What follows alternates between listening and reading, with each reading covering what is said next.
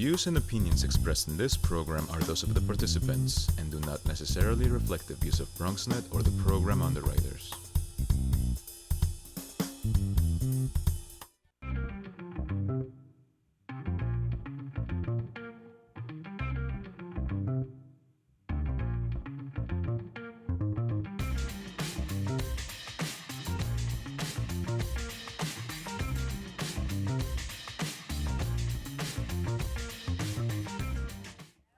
Hey everybody, it is time for the Bronx Buzz. This is BronxNet's program where we talk to journalists and writers and photographers and filmmakers, anybody who puts stuff out in the borough of the Bronx. And this evening we are going to do two different segments, really kind of different things. One, we're going to talk to a brand new journalist who has made his way to our home borough of the Bronx. And the second segment, we are going to talk about this book, which is coming out of Lehman College and from Lehman College students, called Okay, Our Words Have Power. Okay? Okay. Let's get started, though, and go over to the East Bronx and say hello to our buddy, our new buddy, Jason Cohen from the Bronx Times. Nice to have you with us, Jason. We're doing good. Jason, a little background. Now, you were just telling me you've been at the paper just for a couple of weeks. Where you're from, and tell us a little bit about what your interest is in journalism. Sure. Been here about 3 weeks. Lived in the Bronx for about 2.5 years. Originally from New Jersey. Always liked writing and, talking, interviewing people, writing about sports or meetings or controversial things in the community. Well, we got enough of that here in the borough of the Bronx, I'll tell you that.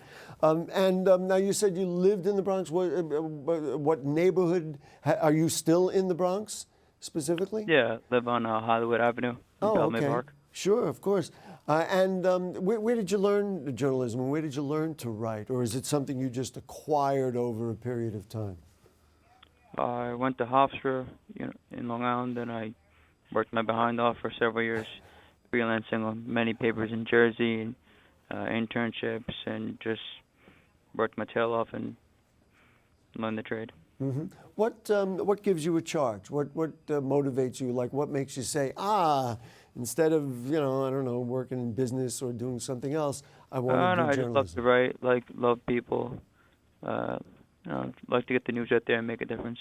Mm-hmm. Before we get into some of the stuff that you've been writing about, which is frankly very interesting and well done, what have you found and what have you learned about, moving through the Bronx and kind of talking to people, not only from living here, but also just kind of really getting into what they think about? Sir, drive on the Cross Bronx sucks. Well, you can get online for that, yeah. Yeah, they could definitely use less bodegas, more restaurants. Oh, that's interesting. Now, is that something you feel like, or you really do hear that from people that they really want to, have places? That's my opinion, and I found a great pizza place in the Win Ernie's, so that's good. Okay, that's fair enough. So that works for me. That's all I need. Well, that's fair enough. Let's talk about this whole notion of this Methadone Clinic over there. I guess it's the one near Allerton Avenue. There was an immense outcry about it. Let's talk about that. And, of course, where it's at right now, as far as I understand, they're actually not going to open that clinic. So why don't you tell me what the coverage has been like? The meeting had about a little over 200 people inside their at capacity. They had to call the police because there were another 250 people outside in the rain. And then inside for an hour and a half, people were screaming at each other, interrupting, being rude. Wouldn't let elected officials talk, even though they kept telling them that the plan to put it there was dead, that there was nothing coming there. They just kept screaming, interrupting each other the entire night. Wow. And then after about an hour and change of that, those people, everyone left. And then another 200 came in, and supposedly another 200 were waiting outside. That is just unbelievable, especially if it turns out that they weren't going to open it anyway. I mean, it's like, okay, you got what you wanted. I guess it's kind of indicative of this whole idea of wanting to protect neighborhoods. People just want, their own control over their own neighborhoods. I guess that's what it would come down to, and they don't like the idea of somebody telling them. Yeah, well, they just didn't want junkies in the neighborhood, essentially. Well, I mean, you and I can have a dialogue about that. One of the ways of treating people who are, doing drugs. You have a clinic in the area that they can go to. Exactly. And so it's almost like we don't like them in the neighborhood. On the other hand, we don't want to provide a service for them. So, go ahead. People were ridiculous. They were beyond rude and ridiculous. They're saying they don't want something in the neighborhood, but at the same time, there's an opioid epidemic or many people dying, and many of them are saying that that there's nothing in the community. Lots of load of what, because so many people, even if they don't want to admit it, they probably know someone or know someone knows someone. So. Well, listen, in this day and age, everybody knows someone who has issues or has. Well, according to family. everyone at the meeting, they don't know anyone. They don't know anyone. Yeah, all the people who are listen. You sound like a really good journalist because you look past what you saw right in front of you and to understand the issues. I wanted to talk also about this really cool story you wrote about a guy who was homeless and now is a general manager of a woman. A woman. I'm sorry. Yes, Cheyenne. Right. Talk to me about that kind of transition from one to the other, and for you as a kind of a journalist, that must have been kind of exciting to write that. Yeah, it was cool. I think they were. It was the same day I interviewed her and then went to that afterwards. She was very cool. She's only 21. Her story, how she grew up in Queens and went to Florida with their mom, and then things fell apart there. And then when she came back home with her sister briefly, things fell apart there. And then she literally was staying in friends like couches for like 6 months. And then while there, luckily she had a manager at Chipotle who understood, was empathetic, and allowed her to get overtime and do as many hours as possible, and worked her behind off and worked her way up, and really the job was there for her when things were tough for her. So at 21, she got to be the youngest GM in the city, and now she moved to the Bronx 8 months ago, University Heights, and she loves the Bronx, and she has a good life now, and she's happy where she is. It's pretty great success story. Yeah, it is a great success story, and I guess there's a lesson in that in terms of making judgments about who people are or where they're from and what their abilities are. I mean, here's somebody who was down and out, and now has a reasonable life. I guess coming out of that one story and going to that, it was almost like a tremendous contrast. Also, you covered Alexandria Ocasio-Cortez's appearance in the Bronx, where they talked about gentrification, hospitals, education. That's what you wrote about. Talk a little bit about how she was received. I mean, we know that she's become a mega star, and there's a lot of people, of course, who like her, but there, of course, this whole anger about her. Talk about how she was received. It was pretty calm throughout the evening. There's no anger or anything like that. No one yelling, interrupting. Much calmer than the Methadone Clinic meeting. And so pretty much, people ask for gentrification. She said it's good. It can be good, but as long as the community gets to say, just like what pretty much most people say. She's talked about education, how education always gets the bag gets passed from the federal to the state, and then locally where the schools always get the short stick, but they should be paid more, she said. So she discussed universal basic income. I mean, nothing crazy, nothing controversial. It was just people enjoyed talking with her. I'm just going to make a judgment. This was your first time actually being in the same room with her. How did you find the way that she communicated? Do you feel like people were receptive? She speaks fine, in my opinion. I mean, I know people don't like her, but You thought she related well? Yeah, I thought she related well. So. Right, very, very nice. I guess, Jason, do you have types of stories that you like to cover better than others? Yeah, I like stuff with controversy. Sports is my thing, but I never really covered it. But definitely stuff with controversy or interesting things. Sometimes feel-good stories, those are easy to write. Not a fan of crime, but Well, it's out there. Pretty much will write anything. So. Great. It sounds like the Bronx Times has a find in Jason Cohen. We want to thank you for your time with us this evening. Your first appearance on BronxNet and on the Bronx Buzz. We are certainly going to look forward to having you back as time goes on, and say hello to all our friends over there at the Bronx Times. Sounds good. Thanks a lot. Great. Thank you. All right, there he is. Brand new brand new writer for the Bronx Times. You got to meet Jason Cohen. And I love the fact that he was ready to go like the next level and step into a little further from what he saw right in front of him. That is always a good sign for a journalist. All right, going to switch gears. We're going to talk about Lehman College students who have put this volume together. And so I guess don't go away. Be right back for the Bronx Buzz.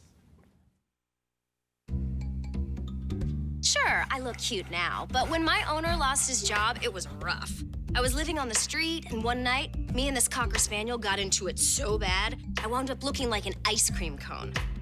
I cried a little bit, but thankfully I got rescued, so I'm running, I'm jumping, all back to my old self, and I'm ready to give unconditional love, even if you put a lampshade on my head.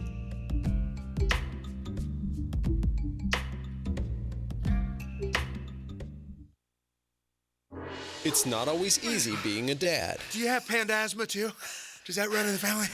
This is the home of the most priceless kung fu artifacts. But when you make an effort, Dad, we're not supposed to touch anything. Oh, sorry. Go along, son. it's always worth it. Whoa, master! The smallest moments can have the biggest impact on a child's life. Take time to be a dad today. I am gonna get you. I'm gonna get you. Call 877-4DAD-411 or visit fatherhood.gov to learn more. You know what, guys? There's a lot of tree branches and dry brush over here. We should probably move the bonfire over there.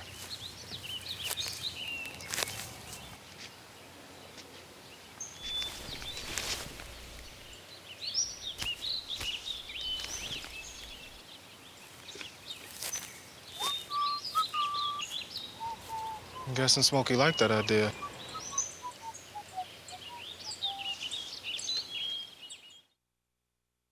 Hey, it's Ava, and this is Tess from Vivo's Do It Yourselfie, where we recreate the hottest looks from today's biggest music videos. After cleaning out our closet, we have a lot of clothes we don't wear anymore. Like this old t-shirt. It's not garbage, it's actually a brand new rug. And to make it, all you need to do is cut, tie, and glue. Cut the t-shirt into strips. Tie the strips into knots. And glue the knots to the bath mat. I love it. Give your garbage another life. And recycle.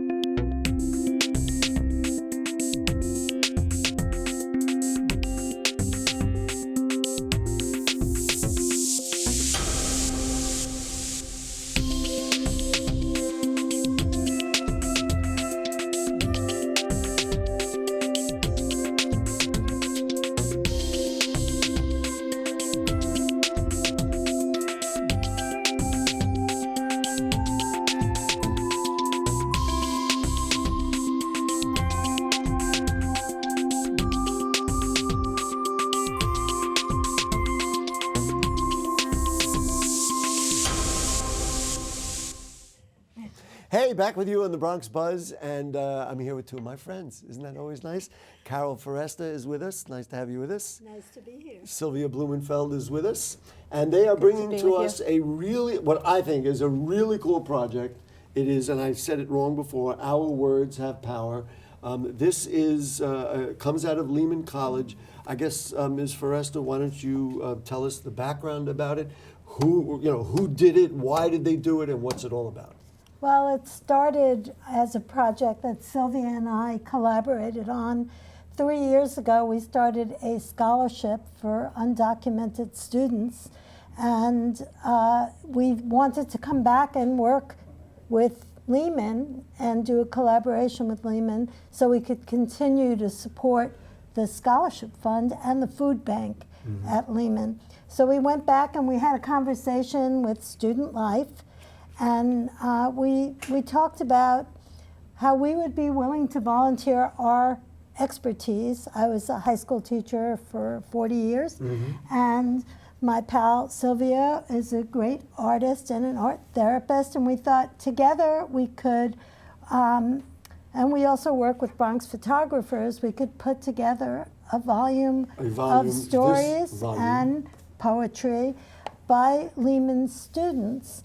And as long as we volunteered our time and our energy, Lehman could perhaps pay for the publication of the book. Which they did. Which they did. Well, okay. Yes. We can applaud my alma mater for doing the right thing. Absolutely. What is the imperative, Ms. Blumentheld, about undocumented people? There are many people who are going to watch this and go, wait a minute, why are we doing this for them? They're illegal or they shouldn't be here. Right. And why did you actually go the other way and say we want to do something for them? Well, you know, students who are undocumented are working so hard at Lehman, and they are not eligible for any of the traditional financial aid that other students get. So it's a real struggle for them to fund their education. So this particular scholarship fund is targeted for them. And they are a hardworking, wonderful group of students. And New York and the Bronx supports our immigrant community. So that is what we are doing. If we didn't have an immigrant community, we wouldn't have a borough of the Bronx. Exactly. And about how many students are there? And then the other thing that I want to attach to it, are they hesitant about putting themselves out or putting their names out? I mean, there's a multilateral issue here. That's such a good question. Most of the people that we have met are so open and so assertive about telling their stories. They want people to understand who they are and to know their stories. So this was a great opportunity. Carol and I, you know, one of the wonderful things about the workshop was that we were giving them a voice to tell their stories in their own narrative, very different from what, you know, we hear from our administration in Washington these days. Mm-hmm. So, talk to me about, I'm going to guess that when they come in, as opposed to a writing class maybe that you taught in high school, they came in and this, wow, somebody asked me about this, somebody gave me an opportunity. There must have been some really personal, somewhat emotional moments that came out in just the dialogue. I'm guessing, but I think it would have had to be. Yeah, there were tears and hugs and embracing, and they were very interested in each other's stories, and we got a very positive response. About how many students? Well, there were 12 that came regularly and whose poetry and stories are in this book. Right. And do we know, I don't even know if you would know, do we know how many undocumented students are at Lehman, for example? I don't know. Hundreds, thousands? That isn't a question for me, but the student leadership part of Lehman is the one that's worked very, very hard to get all the students who are food insecure and students who need support to be able to come to school. And so we had students from Mexico, students from Kenya. We had students whose families were from Jamaica. This sounds like the Bronx to me, I'll tell you that much. We have a student from Nepal. Puerto Rico, Dominican Republic. Right. We even have a Native American student. Right. Well, I was going to say, how can a Native American be undocumented? That doesn't... We should clarify. We're all undocumented compared to that student. Not every student is undocumented. Was undocumented. But many of them are. It wasn't a criteria to be in the class. Okay, that's fair. But what was interesting was the students wanted to support fellow students who were undocumented. There was a sense of community about it. So let's just talk about teaching. Now, how many workshops did you do? Like one big workshop, or like every week, or a college class? No, every week. We came every Wednesday. Wow. Yeah, and we actually wish that it had gone for a longer period of time. But when we originally contracted with Lehman, we agreed that we would start in September and end in November. Was every piece that's in here about the immigration experience? In other words, not at all. No. Oh, it's again, I'm making judgments. Don't make judgments. You have to read the book, Eric. No, it's really. Well, it just came out. I mean, literally, this is the first look. That's right. So go ahead. What were we going to say about that? That's one of the wonderful things for me about the project was that it's so diverse. They wrote from their experiences about so many different things. There are people with health issues and disability issues who talked about that. a lot about the immigrant experience, but about all aspects of life, about parenthood, about their lived experience, in the Bronx. About being grateful for things, and about forgiving things, and about America. So I will ask you this. I mean, a little biographical information. I was an English major in college, and so I was in many poetry classes and creative writing classes and all that at Lehman College, as a matter of fact. And when a teacher would give, or a professor would give an assignment, sometimes you had to, it was like pulling teeth, that you had to go back and say, okay, now I'm going to write in this style, in this way. I'm guessing that once you opened the door here, this was and you taught for many years, this was a different kind of teaching, because they probably had stories ready to go. It was a matter of just bringing it out of them. Well, it's interesting that you should say that, because the class wasn't given for credit. So the students didn't have to come. That already answers part of my question. Exactly. And as facilitators, co-facilitators, we didn't give them grades. What we did was hear their poetry, hear their stories, talk with them, and try to help support them in getting whatever they wanted to say out there in a clear way. Absolutely. You wanted to add something, and then I want to ask you something. It was a very process-oriented kind of a workshop. Because you really wanted to put this out. No, we really wanted them to have the experience of writing and communicating with each other. And so it wasn't about grades, as Carol said. It wasn't about getting an A, but it was about the experience of writing and communicating. I also want to ask now, it came up in the dialogue, is this notion of food insecurity and a food pantry. Does that interface with this, or is that a separate thing? Talk a little bit about that. The benefit on this coming Sunday, and we hope everyone will come out. I think we have the flyer. Let's put that up on the screen. So it's Sunday at 2 o'clock at Lehman College. 2 to 4 in the music building, the Hearth Room. Okay. And it is a fundraiser. It's a fundraiser that's twofold. Part of it'll go to the scholarship fund that we mentioned for undocumented students, and also to the Lehman College Food Pantry, which is a wonderful program. And the students really utilize it, and they go and they get healthy foods that they can make into simple meals, and it's a very utilized program. A number of the colleges have. I know BronxNet is here at Mercy College, and they opened up a food pantry. I saw one at Metropolitan College. I mean, they're all over the place. And people would say, well, wait a minute, why do we need that? All you got to do is open up a newspaper and see that 10% or even up to 20% of Bronx public school students are, living in shelters. So you know that there's an issue out there. How is that interfaced with this, though? Other than, you're doing something good, it's part of the fund, et cetera. But well, we talked with Lehman about what their needs were. Oh. And they were interested in us supporting the food pantry. And we were interested in doing that as well, because it's kind of shocking to think that in the richest country in the world, we have students who are food insecure, who don't know where their next meal is coming from. I just said it, and the numbers are there, and I didn't make it up. In the Bronx, in the citywide, I believe is 10%, but in the Bronx, 20% of public school students come to school from a shelter.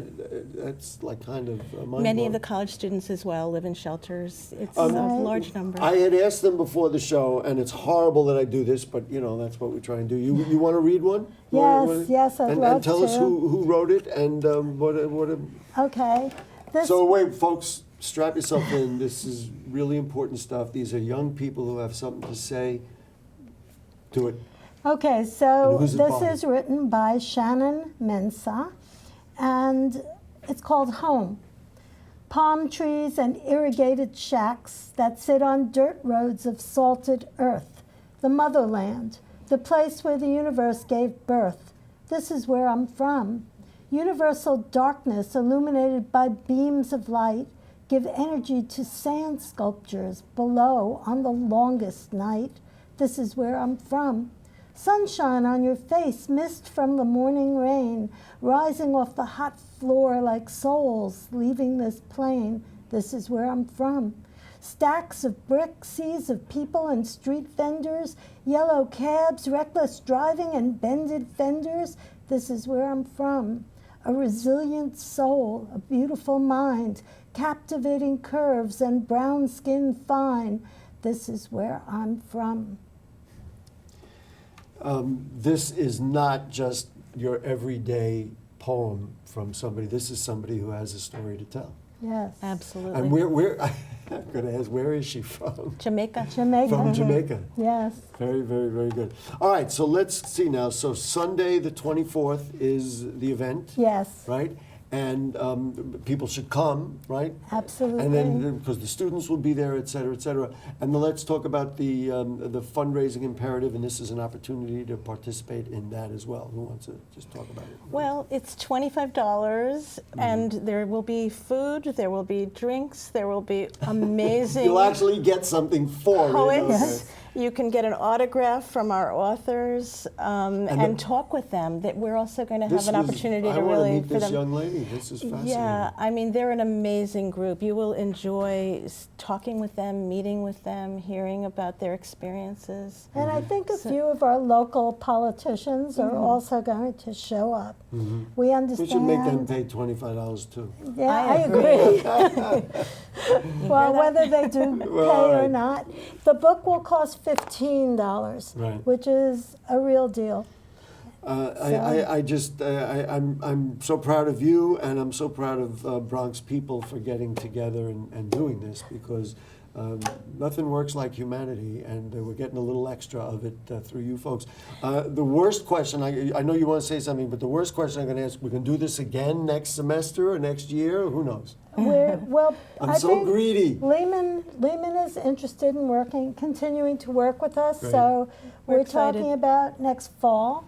The students all said that, even the ones that are graduating, And they'll said tell they'll their come back friends. Wow. because it was the best class they had. So it's been exciting. It really is fundamental about education, that it's not about grades. It's, and they probably learned more here, and I'm not talking down Lehman education, but they learn more here than they might in another class, because this is their real lives. Now, you wanted to say something. I just want to give a You gotta quick hurry up, shout 'cause we out. gotta- I know the folks at Student Life at this Leadership Center, Suzette Ramsador and her entire team were so Right. amazingly supportive of this effort, and we want to thank them for that. And we want to thank Silvia Blumentheld and Carol Foresta. Thank you so much. Folks, that is going to do it for I guess we're over here. That's going to do it for the Bronx Buzz. I will see you on Bronx Talk Monday night at 9 o'clock. And please, Sunday, it's only a couple of bucks. Don't think about the money. Think about the students, the humanity, and supporting young people in the borough of the Bronx. That's what we all got to do. Thank you so much, folks. We'll see you next week. Everybody wave. Good night.